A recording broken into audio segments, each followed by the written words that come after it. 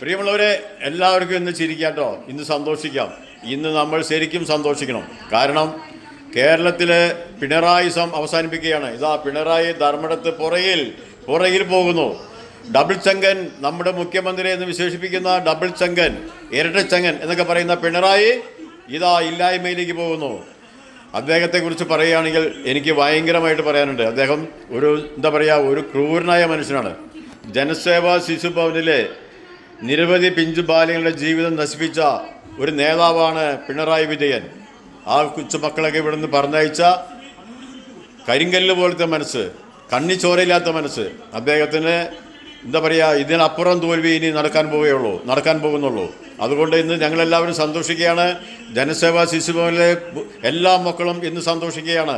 കാരണം ഒരു ക്രൂരനായ മനുഷ്യനാണ് ഇന്നിപ്പോൾ തോൽക്കാൻ പോകുന്നത്.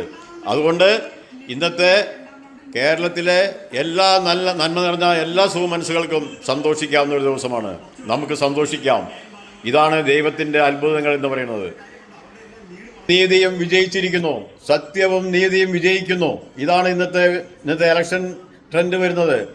ഇപ്പോൾ സമയം രാവിലെ 9:40 ആയപ്പോഴേക്കും പിണറായി വിജയൻ പാർട്ടി തോറ്റ് തുന്നം പാടുകയാണ്. പിണറായി വിജയൻ്റെ പിണറായിസം അവസാനിപ്പിക്കണം. എനിക്ക് CPM-നോട് യാതൊരു ഇഷ്ടക്കുറവില്ല. കാരണം എത്രയും ബഹുമാനപ്പെട്ട EMS നമ്പൂതിരിപ്പാട് അദ്ദേഹം പടുത്തുയർത്തിയ, അദ്ദേഹത്തിൻ്റെ ആ വലിയ മനസ്സുകൊണ്ട് പടുത്തുയർത്തിയ ഒരു വലിയ പ്രസ്ഥാനമാണ് CPM, കമ്മ്യൂണിസ്റ്റ് പ്രസ്ഥാനം. ആ കമ്മ്യൂണിസ്റ്റ് പ്രസ്ഥാനത്തെ മുതലാളിത്ത പ്രസ്ഥാനമാക്കി മാറ്റി കച്ചവട രാഷ്ട്രീയമാക്കി മാറ്റിയ പിണറായിസത്തെ ആണ് ഇപ്പോൾ തോൽപ്പിച്ചിരിക്കുന്നത്.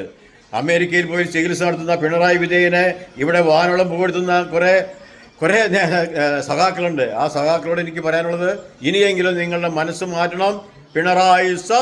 പിണറായിസം അവസാനിപ്പിക്കണം. ജയ് ജയ് ജയ് ജയ് കേരള ജനത, ജയ് ജയ് കേരള ജനത.